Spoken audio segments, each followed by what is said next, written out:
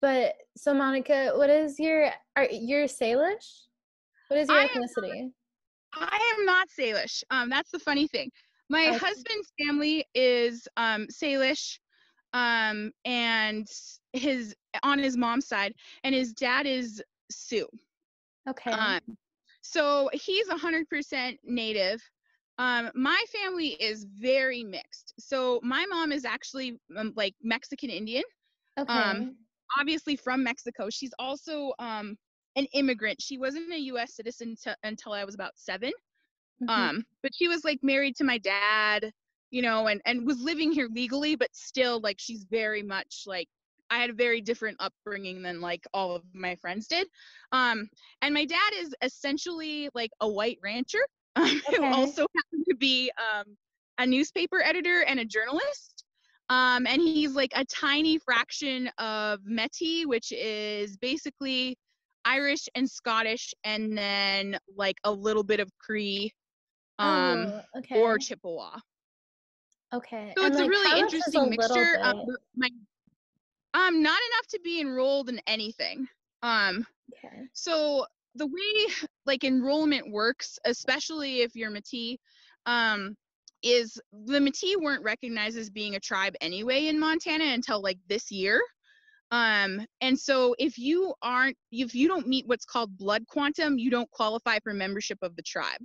Okay. So, for example, my husband is basically he's like 48% Salish, 2% Kalispel or Pend Oreille, and then like half Sioux, right? And Uh-huh. so blood quantum for each of those tribes, I think Sioux is lower, but would be like maybe 30%. So he's married to me. So if me and him have a kid, even though he's he's 100% Indian, because he's not just one kind of Indian, we would have to pick enrollment, and we wouldn't meet enrollment qualifications for anything except Okay. for Sioux. But he grew up Salish. Okay. So It's very is he complicated. enrolled? He is enrolled. Okay. He's Okay. enrolled in being Salish, but Salish have a 25% um enrollment blood quantum, but because his family is Salish, but they're also a little bit Kalispel or Pend Oreille, and then his dad obviously isn't Salish. His dad is from Pine Ridge, so he doesn't equal. He's barely over the 25%, and so if we have kids, it's just cut in half, and he doesn't. Nobody meets the blood quantum. Okay. Wow. Yeah. It's so confusing. Yeah, it is. And most people don't know anything about it. And so it is entirely possible to be a quarter of 4 different tribes and be 100% Indian essentially, or Native American, whatever, and not be enrolled at all. Yeah. Yeah, So I've been hearing that a lot yeah, from different people. Just like I they don't teach you blood quantum to that extent in school. yeah. Like and it's something that people don't feel comfortable asking about, you know? Like Because like culturally, what you are is very different than what you might be like biologically, you yeah. know. Especially in tribes that have seen a lot of intermarriage and stuff like that. And so if you want to start a fight with a cousin, like bring up blood quantum, right? If Oh you my, want to have has like a that terrible happened thing, in your family? yeah. Right? Okay. Like, yeah, if you want a terrible Thanksgiving, say that somebody else is white. Like, Oh no. usually it's like little kids that are fighting, like middle school boys, like Uh, cousins growing up that like, their brain's not fully formed and stuff like that. But people get shitty, and that's, then that's part of it. Like, oh, you're mostly white, or oh, like, you're not that Indian, but you act like you're traditional, but you're not. yeah. So Um, it's complicated. so you said that your mom is Mexican Indian? And Yes. like, can you clarify what that means? So she is Mexican, as in, she's from Mazatlan, Mexico, Okay. and that's where her family's from. But a lot of her belief systems and her family's belief systems are more indigenous than they are Spanish. Okay. Um, so the way they do things in Mexico is different than how they do things here. Um, Obviously, in terms of like what they what they call an indigenous person, you know, because it's an Uh-huh. entire country of people that are essentially mixed. And so it's a little bit different. I shouldn't say it's an entire country. It's a lot of the country is mixed, right? They're Uh-huh. mestizo. And so my mom, in understanding what she's talking about and where she came from, her family has close ties to the indigenous community in Mexico. So she, from what I understand, our family is Cora Indian, but we're also from like kind of the area, like So what am I? Cora is a tribe in Mexico. Yes. Okay. And so they are from basically kind of the upper like mountainous like highland areas, Okay. with the Mayan. Um, but like obviously there's no like, oh, I'm enrolled in this tribe, I do this. It's just kind of like, oh, you're from Mexico and you're from like a backwater town, basically. Okay. So my grandma, so my mom's grandma, my great grandma, she was, I don't know where they were living at the time, but essentially she was pretty much an Indian peasant, and she was working on a finca, which is just like a big plantation basically, and ended up having, who knows if they were consensual relationships or not, with the guy that owned the finca. And so we're part Spanish, but she's definitely indigenous, and so that's how you get my family. Okay, that makes sense. Yeah. So where does that lead, like, because not only is your mom biracial, but Yeah. then you add another layer to that, and like you being first generation American, like what's that dynamic like for you? Um, it's pretty confusing. Also, like being from Montana, where there's not a whole lot of diversity. I grew up in Great Falls, which is essentially, Great Falls is actually one of the most diverse towns in Montana, but it just doesn't feel like that when you're there. That's true. It feels very Western, we'll say. Um, you know, And my impression of Great Falls is it's always like 10 years behind. oh, that's a good. That's very optimistic of you. It's like when you're downtown, you just see everyone wearing like Quicksilver and Billabong and like, Yeah, you yeah. know, It's at least 10 years behind. I mean, they're pretty removed from everything else, you know. It's a slower pace of life, that sort of thing. So it's kind of like having all of these competing identities at the same time. uh-huh. Um and I mean, like, growing up, like there was different kids from different reservations and like different, different tribes that I actually went to school with. Okay. And so I identified with them, but I wasn't ever really like, I'm not enrolled and my family's not enrolled, so we weren't related to them. So I was kind of on the outside of that. But I was still like friends with people, and that's really where I like kind of gravitated towards, other Like people. you're friends with people of color? I was Okay. friends with like Native people. And really felt more, I guess, more comfortable, but also because I have a majority of my family that's also white, right? Um, Mhm. and like, and it's not just like, oh, they're white. It's like, oh, they're really white. Like, Like really they're like, conservative? They're yeah, like, okay.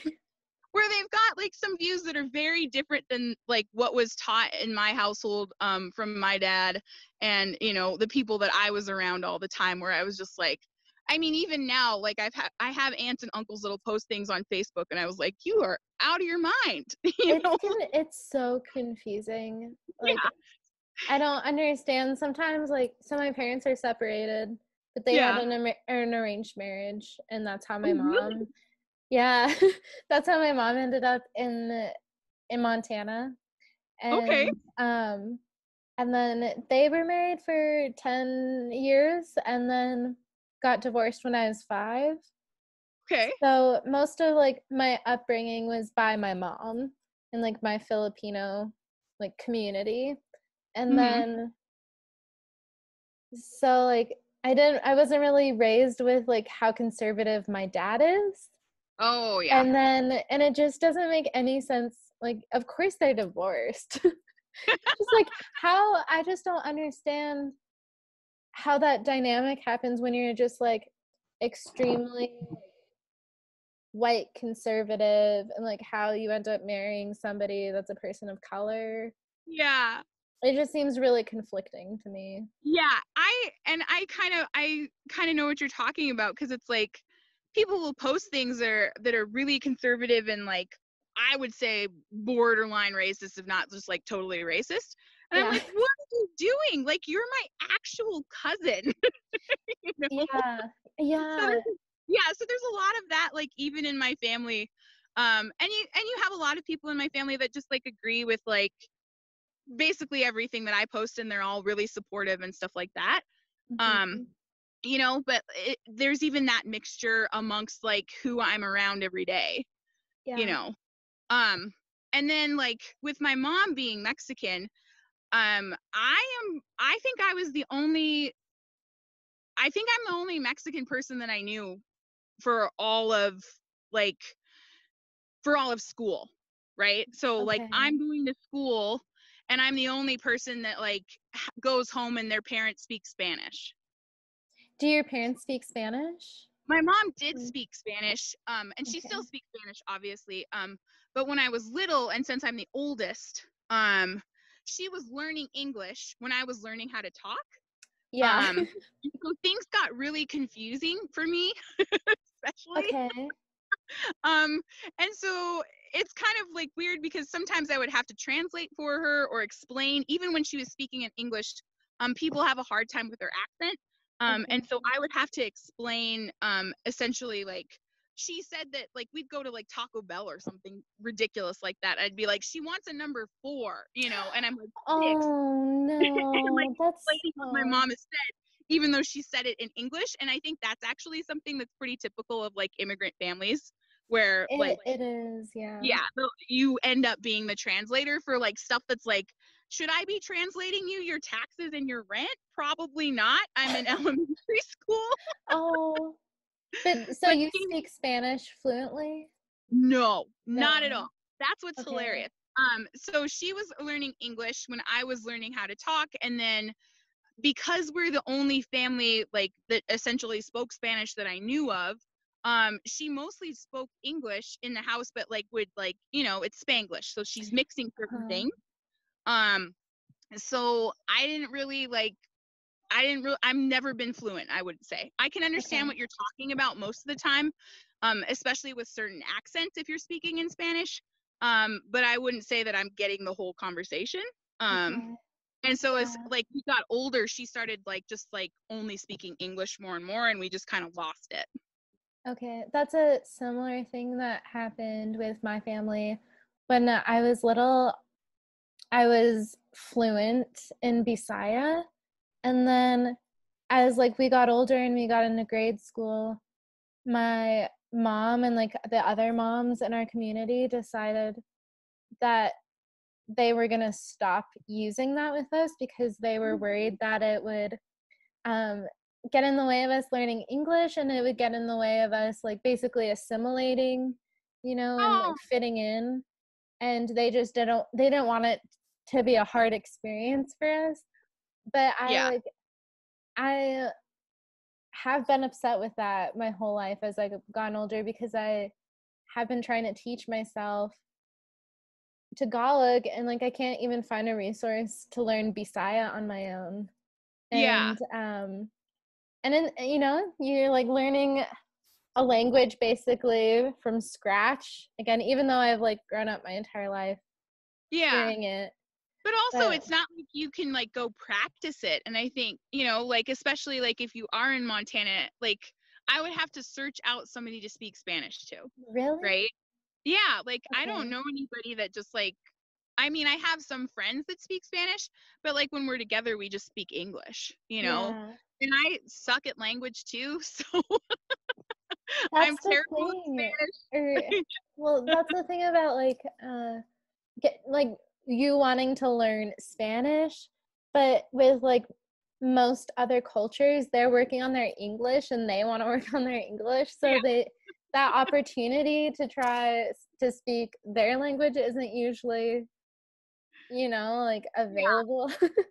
that makes sense. Think that's been my experience at least. But also I wanted to like talk about, you said that you were your mom's translator a lot. Yeah. And when so my mom is just like such a like tough lady, and Mhm. like doesn't like romance movies, or like she's like more action and like don't cry, suck it up kind of person.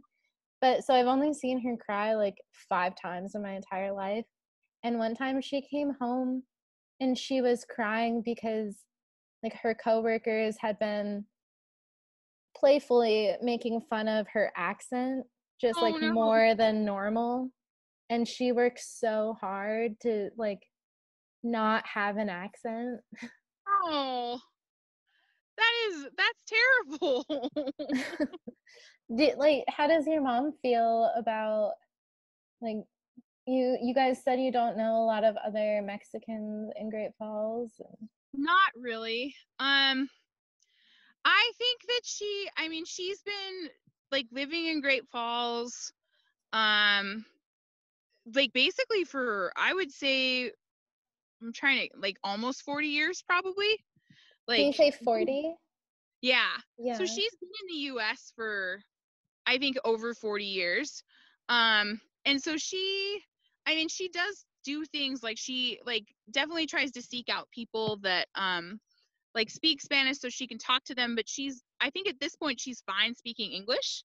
Mhm. Even though she does know that she has some troubles with like, like she has to do like these trainings for work and stuff like that. And so sometimes she'll ask for my help and I don't always know what she's talking about.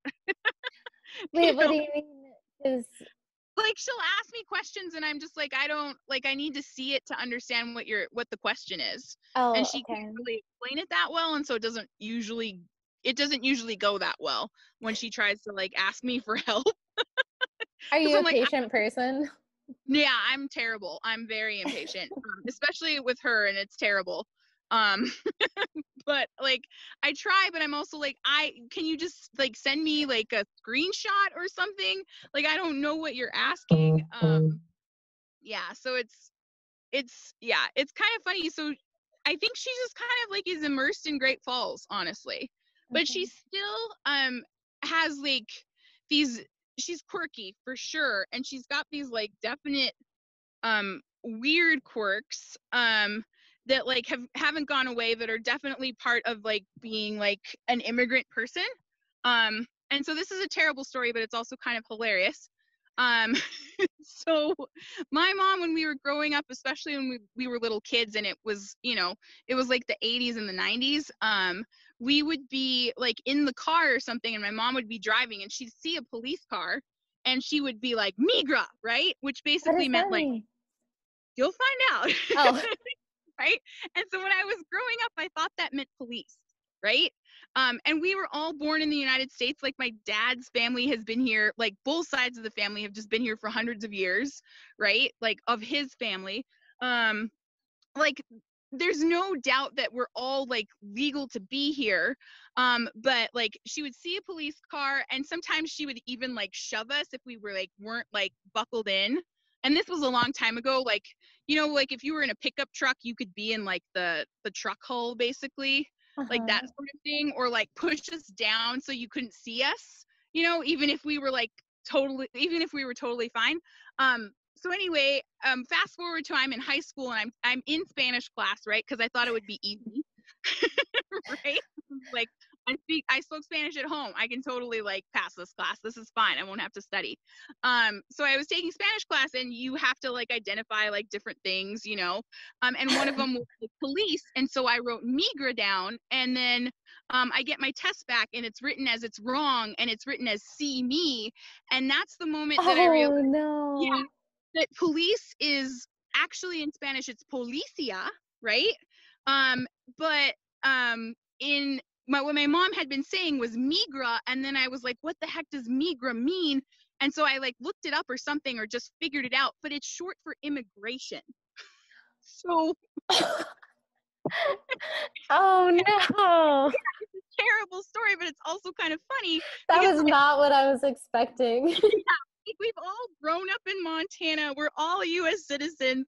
Like, parts of my family are native, like, you know, like, we're native, but my mom had been essentially like hiding us from immigration our entire lives, and I just didn't know it. Like, Oh, and yeah, and that's another thing. She's legal to be here too. So it's like, man, like, this really, like, you got a message in your head and you just like went with it, lady. So when did you move to Missoula? I moved to Missoula for college when I was probably like 18. Okay, and you've just been here since? I kind of bounced around. So I was here for probably like 6 or 7 years. And even growing up, living in Great Falls, I was always like, I just got to get to Missoula, right? Like, I was like, if I'm gonna live anywhere, it's got to be Missoula. This place is the greatest place. And I was always just like, Bozeman is trash. We all know this. Like, don't even bother with Billings. Like, Missoula's where I need to be. And so I'm trying to think.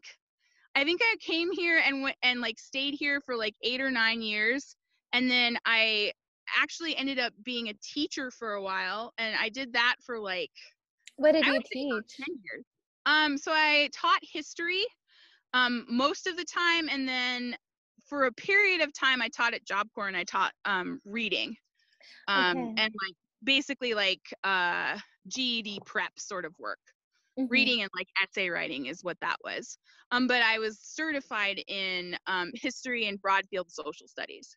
Okay. And so I kind of bounced around, and the places I bounced around to, I did a year teaching in Lame Deer at Lame Deer High School, and Where's then Lame Deer? it is all the way on the eastern side of Montana. It is on the northern. It's in the middle of the Northern Cheyenne Reservation. Okay.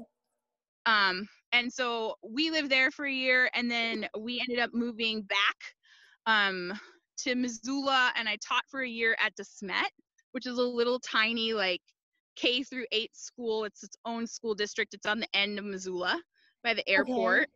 And then budget cuts happened, and so then I ended up moving to Polson, and I taught at Job Corps at Ronan for, I think it was like 3 or 4 years. Did you like it out there? I liked living in Polson, but it was also not what I was looking forward to. I was trying to get back to Missoula, kind of the entire time. The good news is my husband's from there. He grew up in Ronan, in Arlee, in Polson, when he was in high school. And so like his whole family's from there, and it's basically from the top of the res all the way down to the bottom. Like, he grew up with everybody there. I always tease him and say he's the mayor of the res, like, because just everybody knows him, you know. And so that was comforting, but it was also like, these are all your friends and these are all your cousins, and I'm not really like, I don't really have like anybody that's that close here. Oh yeah, I get that. Yeah. Were you trying to come to Missoula because of the diversity specifically? It's just a bigger town. Not really. Because like when we were living in Polson, a lot of the people, like over half the people we interacted are, you know, tribal members, basically from some sort of tribe, but usually Salish, right? Because that's my husband's family. And I just like it here. Yeah. You know, like more things to do, you know, more opportunities. Like, I think if Polson would have gotten a Target and a roller derby team, I probably would have stayed in Polson and like figured it out. Target? I like Target. But they never did. Instead they got a Walmart, and so it was just like, all right, time to move. What's your family dynamic? Do you have kids? I don't. I think that I think I'm one of the only like people in both my family and my husband's family that's married and doesn't have any kids. Okay. Yeah. So, but at home, do you both like practice equally your cultures? Like, do you bring a lot of Mexican traditions into the home too? Yeah. So there's a lot of things that we do, but it's like at specific times of the year. You know, like stuff like Day of the Dead stuff is really important. Dia de los Muertos. And just like different things that we've been brought up with. But my husband's family is like, I would say that they're very traditional. In terms of specifically his maternal side, with his mom and like his aunt and even his grandpa, well, mostly his grandpa. And so like our household has really adopted a lot of like their practices and like their belief systems, and yeah, so it's just kind of mixed, but I wouldn't say it's an even mix. I would say it's like a 70-30.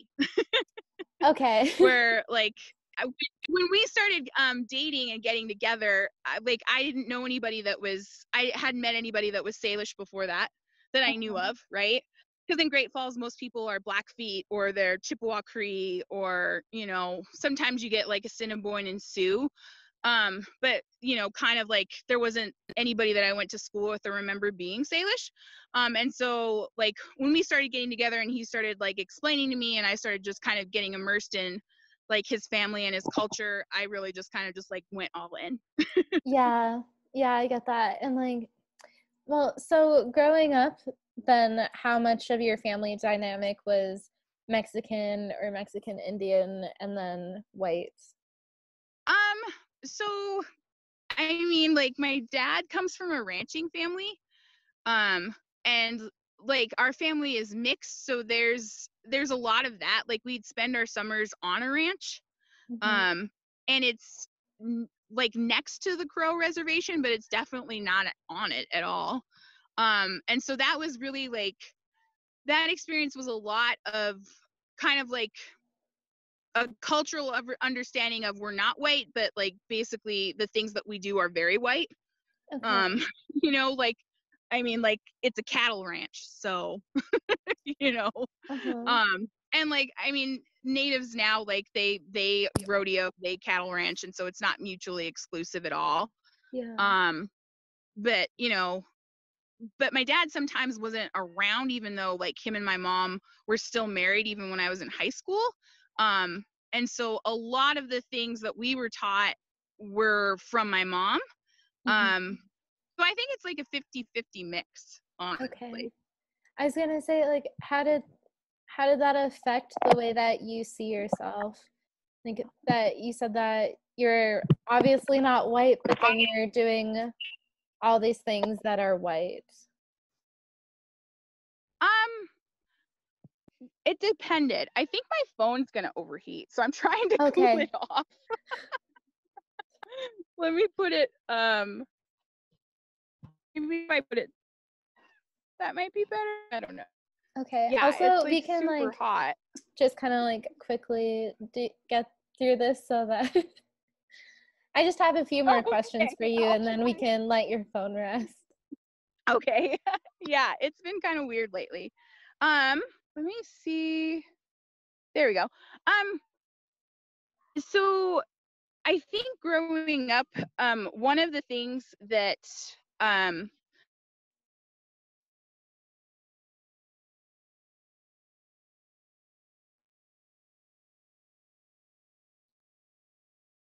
Okay. Oh no, I think your phone overheated.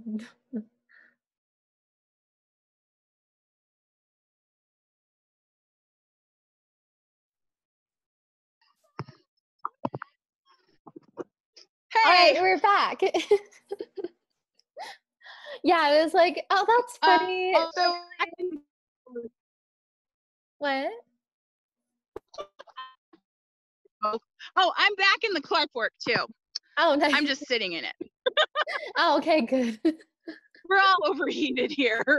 Yeah, I was like, oh, that's so funny. Literally, as soon as she gets done saying that her phone might overheat, it does. Yeah, it was just like closing 15 apps now. And I was like, okay, well, I guess Oh I don't have man. it. Yeah.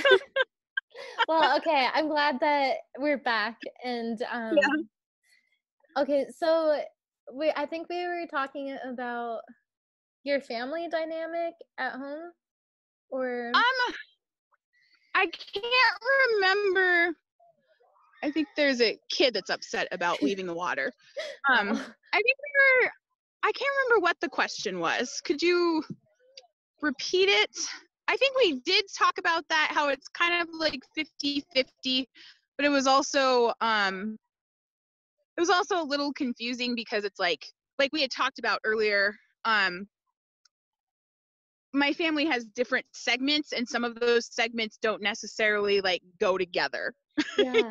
You know? Do you feel like there are family members that you have a really hard time having a relationship with?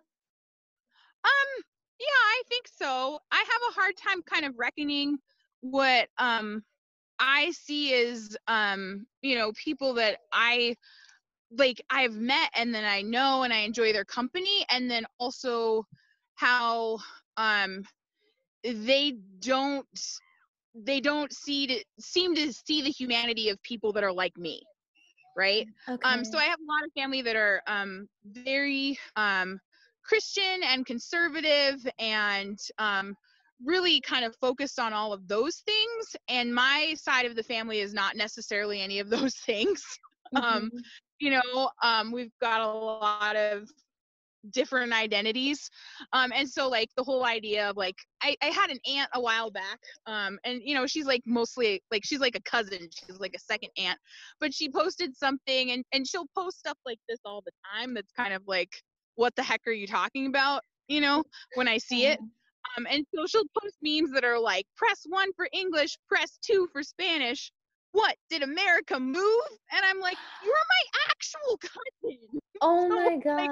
one, you shouldn't post that sort of thing because you have family members that are Mexican. And two, if you have any concept of US history, yeah, America moved a lot. This used to be New Spain. Like, Okay, yeah. so That's a like good both point. of those things are baffling. So just stuff like that happens a lot. And I also have like, uncles on the other side that like are white but are also like super supportive because of their family members, and are like 100% in with like Black Lives Matter, and are like, absolutely, I'm white but my kids are like half Mexican, and I understand how they've been treated, and are even like, I would say, sometimes more liberal than even I am, right? Mhm. Where I'm like, we need to change this policy, and sometimes I'll have a couple uncles that are like, we need to burn the mother down. And I'm like, Yeah, okay, I think that's really interesting, is like I've been around a lot of white allies that I feel like are more extreme than I am, and yeah, like other people of color I know. And like I think that it comes a there's a large part of guilt feeling that too. yeah. And so yeah, I have a certain uncle, and he's just like all in on everything. So you know what has your experience in Missoula been like as a person of color? I, if I was gonna live anywhere, like I said, like I've always been just trying to get to Missoula. I like Missoula because of how diverse it is, and because of like the culture of, I would say it's got a more open culture and a more inviting culture. Mhm. Where other towns in Montana, it very much feels like somebody would feel comfortable telling you, just randomly on a Tuesday, like, oh, well, you guys lost the wars, so like we can do whatever we want. Like, like Indians need to get it together. Wait, Right? what did you said what place is like that? Like other towns in Montana, Okay. like even Great Falls, Billings, smaller towns, there's certain populations of people that like seem to have an inaccurate account of what like history is and what actually went down. Mhm. But Missoula seems like the people here are more open to learn and more just kind of more open-minded. But that being said, it's still a town in Montana where you still definitely have that element of, racial profiling and racial injustice, and that never goes away. Have you had adverse experiences in Missoula? Yeah. Most of them are pretty funny. I've had kind of adverse experiences everywhere, but Okay, for some reason, maybe it's just my own, liking of being here, that it's just kind of like when it happens in Missoula, it's not as traumatic. I'm just like, oh, you're just an idiot. you seem to brush things off pretty well. Hopefully. How about in Great Falls? Have you had things that were like directed at you, not just people just saying stupid stuff?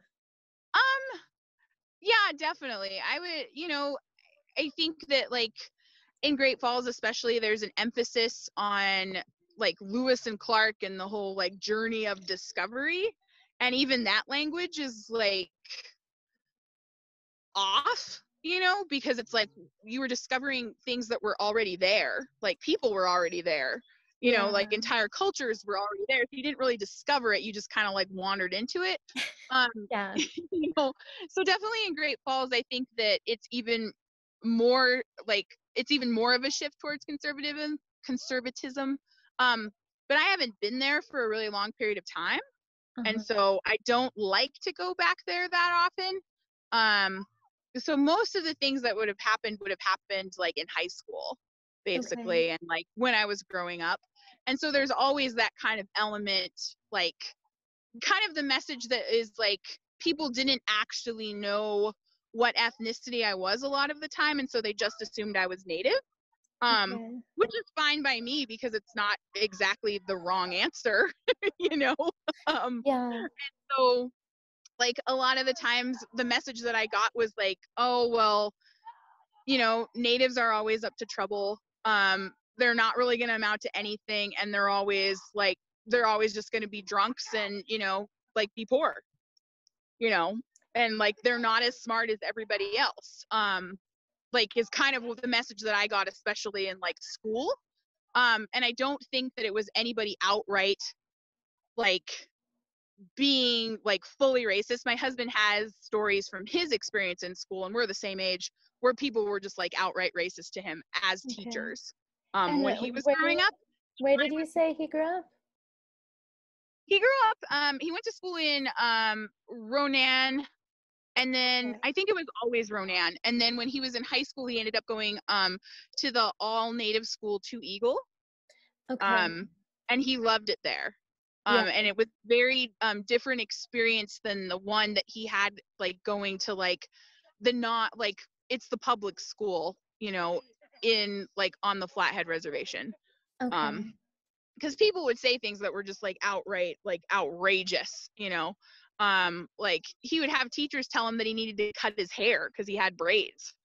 And like I don't understand how that could happen in Ronan, Yeah, I can understand how it could happen in Ronan. Okay, can you enlighten me? I think because on the Flathead Reservation, it's not an entirely native reservation. There's always been a lot of intermarriage, but now there's a lot of settlement from people that are non-native. So when you look at the structures of like school systems and like basically all the structures of things that are being run outside of the tribe, the majority of people running things are non-native. And sometimes because they're living on a reservation, and they're actually non-natives are actually the majority versus people that are enrolled.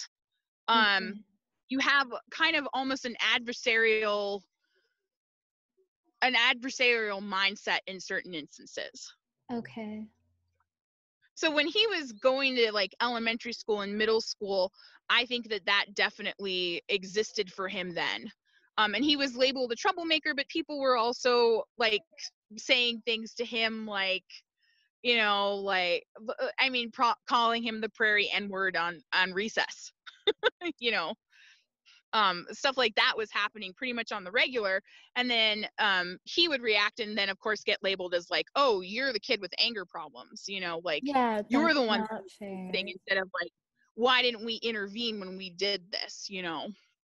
You know, I had a similar experience when I was in kindergarten. I was waiting for my mom. Yeah, kindergarten. I was waiting for my mom to pick me up from school, and I was talking to this third grader that was white, and I don't know, the conversation just went really south, and she like said something about like her dad could kill me, and then I was like, well, my mom works in a hospital, so she'd know how to do it without like getting caught. And then like, so she's the third grader, right? And I was the kindergartner. And like that girl went and told like I don't forgot what they're called, but you know, like the people at recess that make sure the kids aren't like doing anything bad. Like the recess or the para or whatever. She went and told one, and then my mom picked me up, and then when she got there, my teacher came out, and I guess I got suspended. And my mom sat me down, and she is like, do you know what we're talking, like, do you know what this conversation is going to be about? And I started bawling, and I told her what happened, and she just started cracking up. And she believes that I got suspended and the other girl didn't get suspended because I was a kid of color. And so she went in the next day and she pulled the race card and they let me back into school. But but I feel like it's just like you know, like one of those school things, like and I've got like little stories with like, you know, people taking little jabs and stuff like that. But my husband has like just like lists of stories when he was like growing up of like at one point his teacher thought that he was talking too much or something like that, or was doing something. And and he was in elementary school when this happened, probably like 4th or 5th grade. And he was put in the back of the class, right, away from everybody else. And you know, when you were in elementary school, everyone had like a pod. You know, like they had their little group of desks that are put together. So he wasn't allowed to be in a group of desks because he was like talking too much or something like that. So he's in the back of the class away from everybody. But on top of that, he is also faced away from the classroom, right? What? So he's to the wall and everybody else is faced to the front where like the blackboard or the whiteboard, I don't know, like, you know, what was there at that time, was, and all the instruction is happening, and he's like in the opposite direction, and he stayed there for like I think months, and never had the opportunity to like move back out, until his mom came and like was picking him up for like a dentist appointment or something, and actually heard his teacher.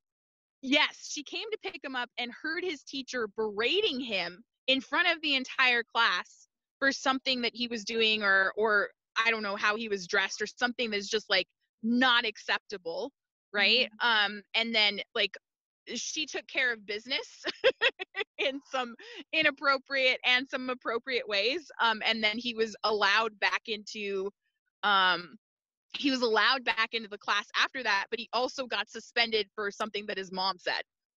What? Yeah.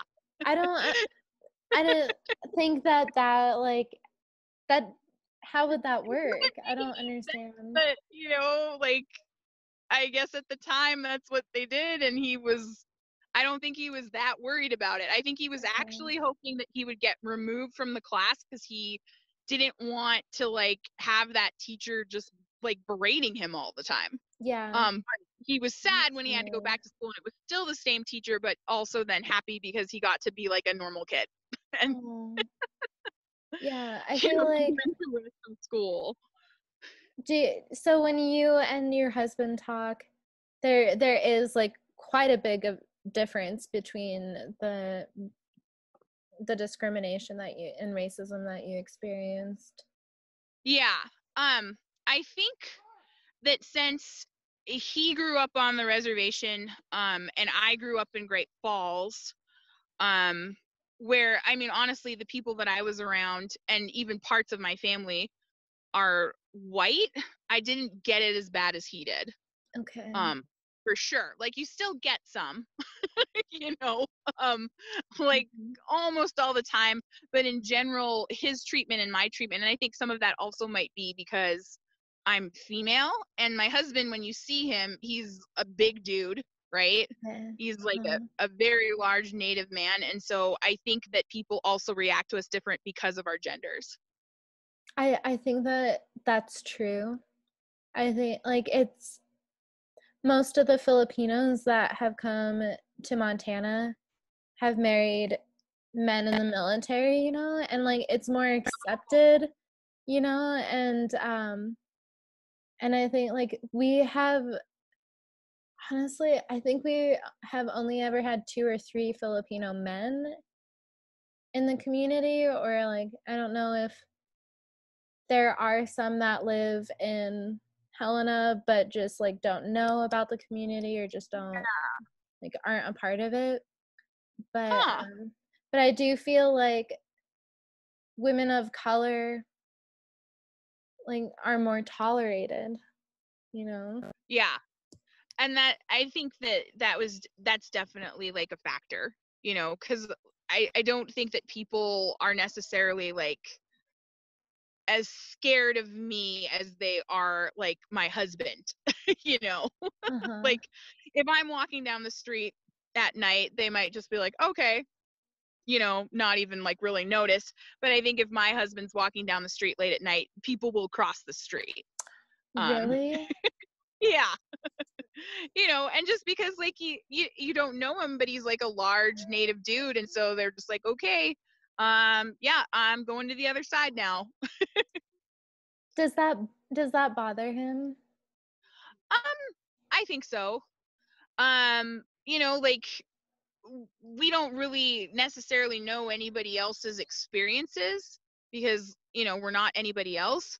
Yeah. um but like, also, like, my husband is somebody that like takes a lot of pride in like his work and the things that he does, and so I think it does bother him to just know that people see him very differently than what he actually is, you know, because he Yeah. is a large dude. He is like physically imposing, right? But he also is somebody that has like 2,000 comic books, you Okay. know. You know, and that Yeah. like probably right now is wearing a Teenage Mutant Ninja Turtle shirt. Oh, So, awesome. you know, and so people don't always see that side of him as like a full human. They just like see what is fearful and are like, I got to get out of the way, you know. Mhm. Yeah. All right, I have one last question for you. Okay. And that is what would you like to see from allies, specifically white allies, to make Missoula feel a more inclusive environment for you and your husband? I think I would like to see them kind of doing a lot of like self work, and understanding um what their privilege is, and I mean, it is tough to like, because once again, you only know your own experience, um but starting to understand where like what people of color might experience, especially in Missoula, especially in Montana, and then also kind of doing the work, and understanding the history, Okay. because I want people to know kind of the history of how things have happened, and how like there's been just like hundreds of years of racial injustice and it hasn't stopped, it's still going on. um but I also am pretty exhausted trying to explain it all the time. You know.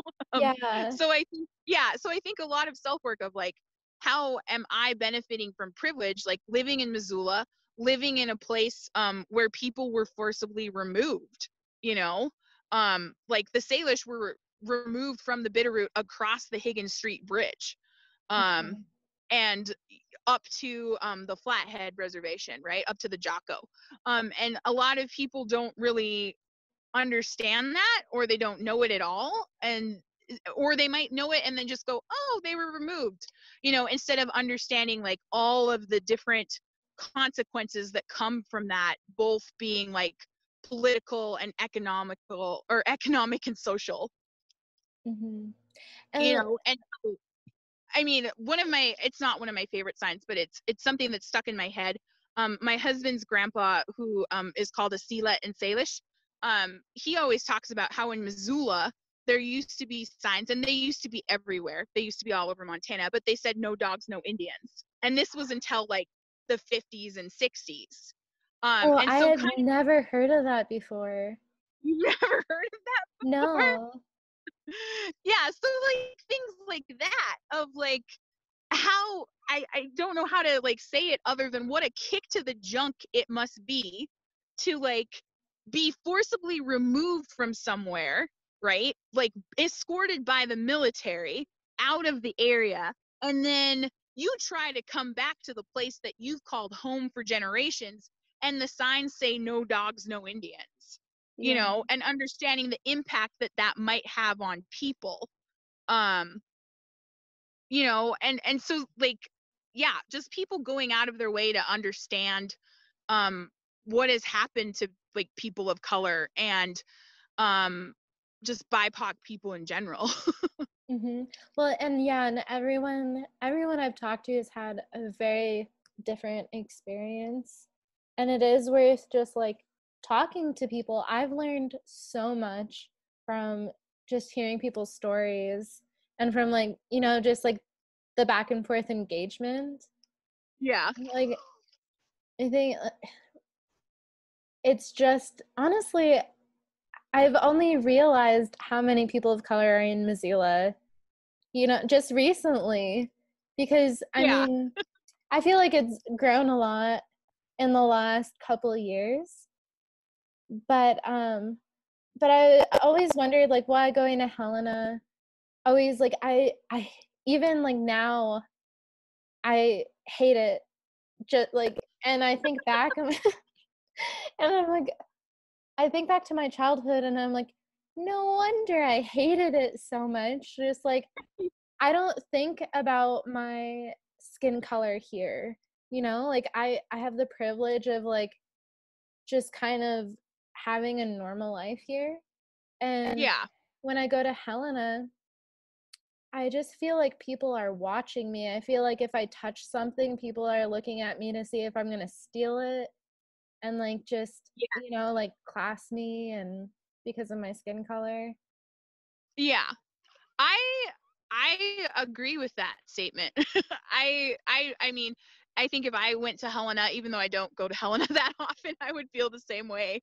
But that's definitely how I feel in other places like Great Falls and even Bozeman, and especially Billings as well, and like small towns, where it's almost like in Missoula, I feel more comfortable. And so if something does happen like that, like for example, you go into stores and sometimes it's really easy to spot like who the security people are because they like follow you through the store. Okay. And so like that still happens every now and then, but I don't know if it's just that I'm more comfortable for it or with it, or if it's because I've like spotted the security person because I live here and I know who they are. That like it almost feels like in certain situations you get to breathe and just like be in Missoula, and then in other places when you go there it's time to be on guard and to know, like you said, that people are watching, and that people don't necessarily when they're watching you, they aren't necessarily seeing you as a whole person. They might be seeing you with their own like worst I guess fears and prejudices. Yeah. Right. And I don't even know if they know that they're doing it. You know what I Probably not. mean? Yeah. But thank you so much for talking to me and getting back on with me. No problem. I hope you're having such a good time at the river. I'm jealous. We're making chicken and waffles. Yeah. Yeah. Yeah, my partner is currently in the kitchen frying up chicken for our chicken and waffles. That's awesome. Yeah, That sounds great. So I'm gonna go pig out. That sounds But good too. thanks for talking with me, and have a great rest of your evening. All right, thanks, April. And bye, Monica. Bye.